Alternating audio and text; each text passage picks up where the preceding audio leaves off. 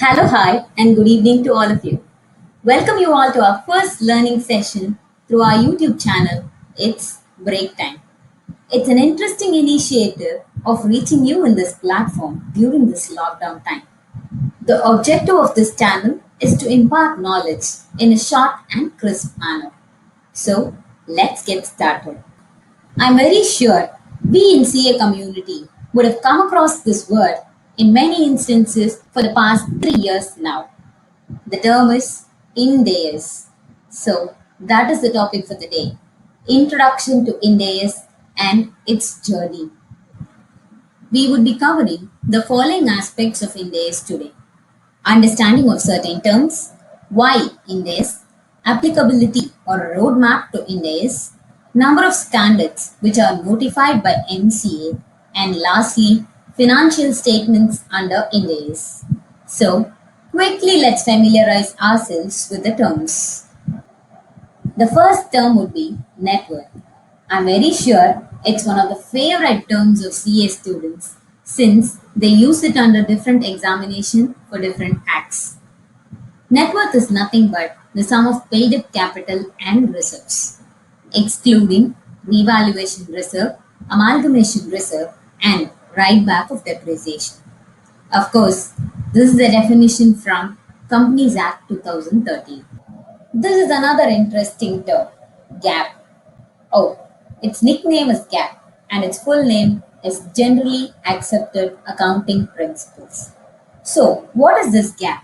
It is nothing but the specific set of guidelines. And how is it used? It helps the businesses in the preparation of their financial statements. So, what do you mean by specific set of guidelines? Let us take some examples in this regard. During this lockdown, government has laid down set of guidelines to be followed by people. Like people should not come out of their houses except for necessities and should wear masks when they are coming out. And something like they should not play carom in public places.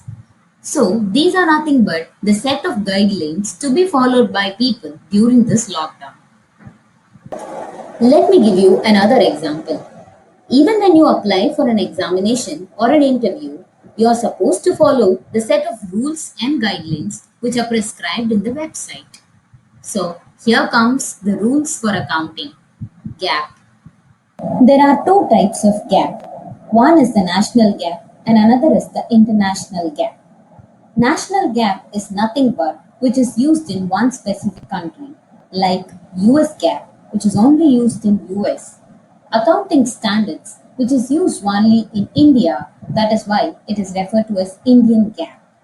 On the contrary, international GAAP is something which is accepted and used worldwide in unison. So here comes the other terms. AS, Accounting Standards, which is version 1 of Indian GAAP. IND AS, Indian Accounting Standards, which is the newer version or version 2 of Indian GAAP, as we have lockdown version 1 and version 2. The international GAAP is represented by IFRS and IAS, International Financial Reporting Standards and International Accounting Standards. We come here to the second aspect of IND AS. Why IND AS?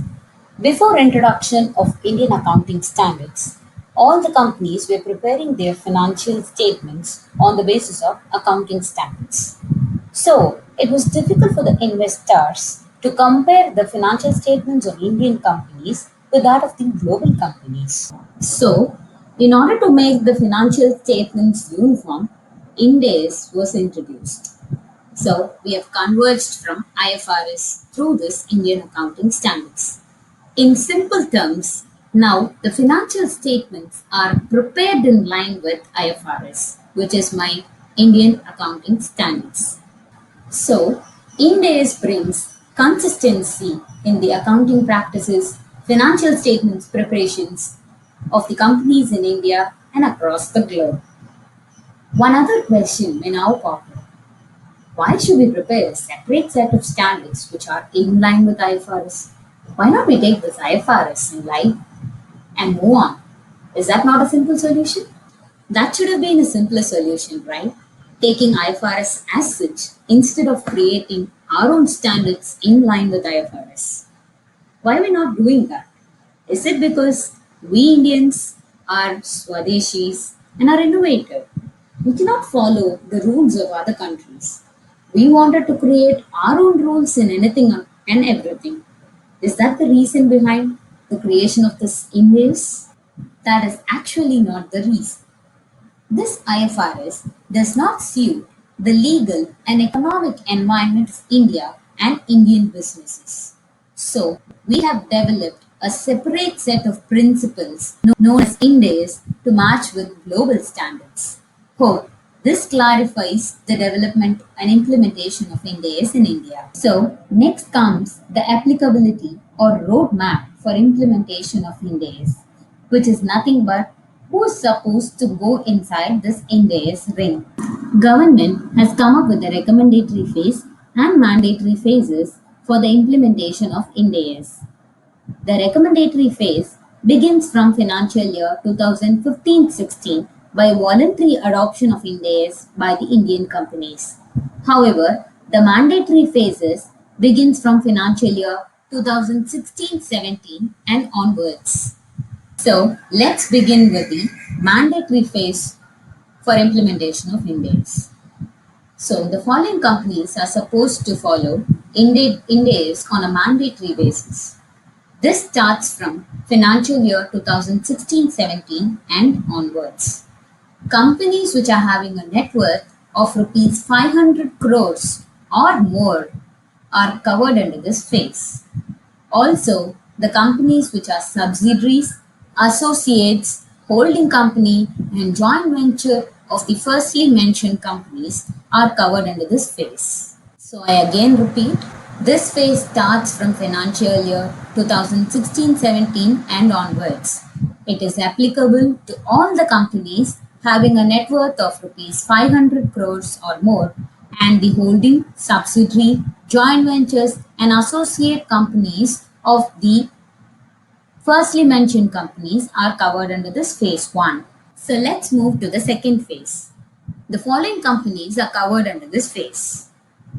Listed companies or the companies whose debt or equity securities either listed or in the process of listing in any of the stock exchanges in India or outside India. The second set of companies are unlisted companies whose net worth is rupees 250 crores or more. And of course, the mandatory clause also applies to the holding, subsidiary, joint venture, and associate companies of the above mentioned categories of companies. So, I repeat once again, all the companies having a net worth of rupees 500 crores or more, along with its group companies, are covered in the first mandatory phase beginning from financial year 2016-17 and onwards. The second phase will cover all the companies whose securities, debt or equity are listed or in the process of being listed in any of the stock exchanges in India or outside India, along with unlisted companies having a net worth of rupees 250 crores or more. This also mandates all the group companies of the above mentioned companies to follow this. So, next comes the NBFC phase. IND AS was introduced to NBFC under two stages. Stage 1 starts from financial year 2018-19 and onwards, and stage 2 from financial year 2019-20 and onwards. So now all the scheduled commercial banks, insurance companies, and NBFCs are supposed to follow the mandatory IND AS from April 1, 2018. So for NBFCs, the companies covered under stage 1 are those NBFCs having a net worth of rupees 500 crores or more, along with all the group companies. The stage 2 is for the NBFCs having a net worth of rupees 250 crores or more, along with its group companies.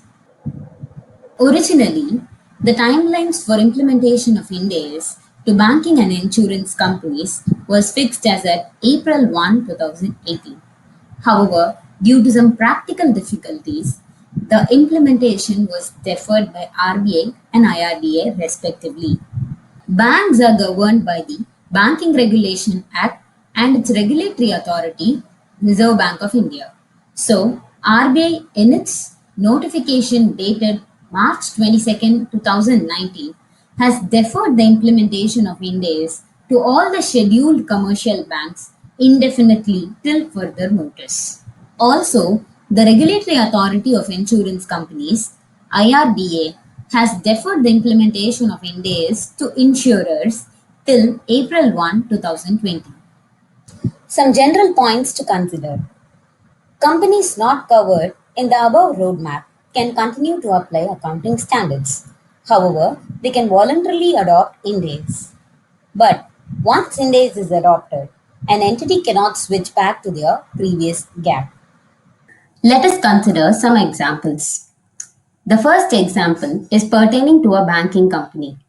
As we have seen in the previous slides, the implementation of IND AS to banking companies are deferred till further notice.